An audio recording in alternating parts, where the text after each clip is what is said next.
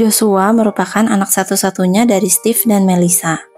Dia lahir di Pennsylvania pada tanggal 17 Maret 1984. Sayangnya, Steve merupakan seorang pecandu obat-obatan dan abusive terhadap Josh dan ibunya. Steve sangat tidak menyukai kalau ada teman Josh yang bermain ke rumah. Bahkan, Steve sangat menunjukkan kebenciannya terhadap anak-anak perempuan.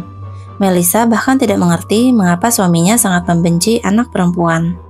Keluarga Josh pindah ke Florida di saat usianya masih kecil. Josh dikenal sebagai anak yang baik dan pendiam. Tapi, semua itu berubah di bulan November 1998 ketika usia Josh baru 14 tahun. Semua dimulai ketika pada tanggal 3 November, tetangga di seberang rumah Josh kehilangan anak perempuan mereka. Anak itu bernama Maddie Clifton dan baru berusia 8 tahun. Pada jam 5 sore, Maddie pamit kepada ibunya untuk bermain di luar rumah. Tapi, saat ibunya memanggil Maddie untuk makan malam, putrinya tidak pernah kembali.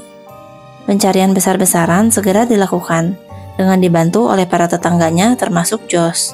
Bahkan, orang tuanya sampai memberikan uang imbalan bagi yang dapat menemukan putrinya. Sayangnya, setelah seminggu berlalu, Maddie masih belum ditemukan. Pada tanggal 10 November, ibunya sedang masuk ke kamar Josh untuk membersihkan kamarnya. Pada saat itu, ibunya melihat ada bercak rembesan air di bawah tempat tidur Josh. Ibunya berpikir kalau kasur air Josh sudah bocor, sehingga dia berniat untuk memeriksa kebocoran itu.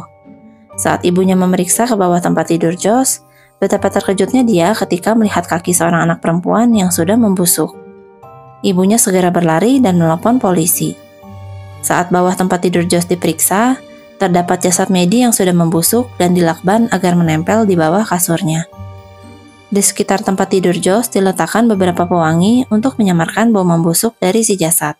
Lalu, ditemukan juga celana dan dalaman Maddie di dekat jasadnya. Josh segera dibawa ke kantor polisi untuk diinterogasi.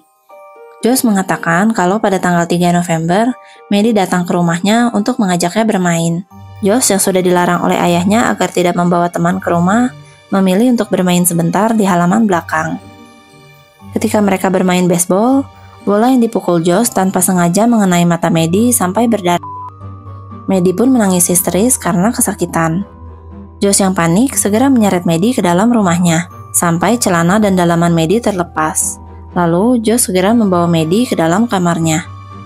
Maddie pada saat itu semakin menangis histeris dan berteriak.